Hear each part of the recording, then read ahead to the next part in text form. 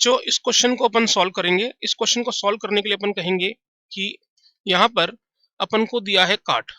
इस काट के अंदर अपन देखेंगे कि ये टोटल जो मास है वो 6m है, ठीक है। और यहाँ पर ये जो बॉब है इसका मास है m, ठीक है।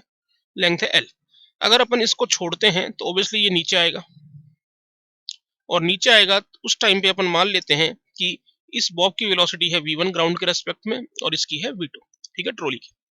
अब अपन को पता है कि जब ये ट्रॉली नीचे आ रही होगी, मतलब सॉरी बॉब नीचे आ रहा होगा, तो हर इंस्टेंट पे इस पे जो टेंशन फोर्स है दोनों तरफ इक्वल एंड अपोजिट लगेंगे। नीचे mg लगेगा, यहाँ 6mg लगेगा।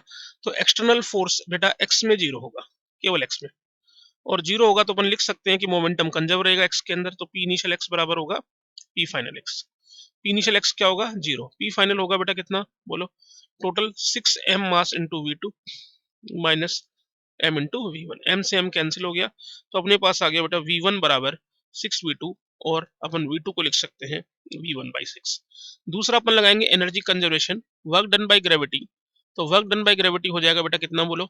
mgl equal to change in kinetic energy, वो हो जाएगा हाफ, और अपने पास आ जाएगा mass m into v1 square plus 6m into v2 square, ठीक है। यहाँ से अपन मास मास मास को कैंसिल करेंगे, तो GL आ जाएगा v1 square by 2 plus 3 v2 square, और v2 स्क्वायर को बेटा इक्वेशन 1 जो है उससे लिख लेंगे v1 स्क्वायर बाई 36, ठीक है। तो GL आ गया v1 square by 2 plus v1 square by 12, ठीक है। यहाँ से अपन एलसीएम लेंगे इसको 12 को, तो ये बन जाएगा 7v1 स्क्वायर बाई 12, ठीक है। ये आ गया अपने पास GL। तो v1 की वैल्यू अपने पास स्क्वायर की वैल्यू आ गई 12gl/7, ठीक है। तो 12gl/7 अपने पास वैल्यू आ गई, तो v1 की वैल्यू आ गई √12gl/7, सॉरी, ठीक है। अब अपन को v2 निकालेंगे, वो होगा कितना बेटा बताओ? v2 अपने पास है v1/6, तो 1/6 √12gl/7। और अपन को निकालना क्या है बेटा? अपन को निकालना है v रिलेटिव, किसके? मतलब अपन को निकालना है velocity of bob with respect to particle बोल दो या बॉब बोल दो, विथ रेस्पेक्ट टू काट। तो वो हो जाएगा वेक्टर फॉर्म में vb माइनस vc। vb को अगर अपन माइनस v1 लिख लें और vc को अगर अपन v2 लिखेंगे तो माइनस कॉमन आ जाएगा और v1 प्लस v2। तो अगर अपन मैग्नीट्यूड की बात करेंगे तो वो होगा v1 प्लस v2। तो मैं v1 प्लस v2 को बेटा ऐड करूं यहाँ पर, तो v1 मेरे पास है √12gl/7, ठीक है, यहाँ से देख रहे हैं अपन को।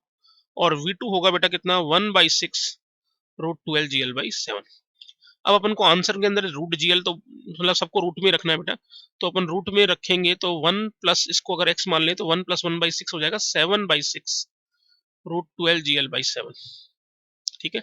और रूट को अंदर ले जाएंगे तो ये 49 जाएगा, 49 इंटू 12, नीचे 36 इंटू 7, और ये आ जाएगा बेटा रूट जीएल। ये 7 होगा, ये 3 हो गया, तो टोटल आंसर मेरे पास आ गया 7/3 रूट जीएल। तो अल्फा की वैल्यू बेटा 7/3 यानी 2.33 होगी। तो इसकी रेंज होगी, उस रेंज के हिसाब से अपन आंसर दे सकते हैं। Thank you.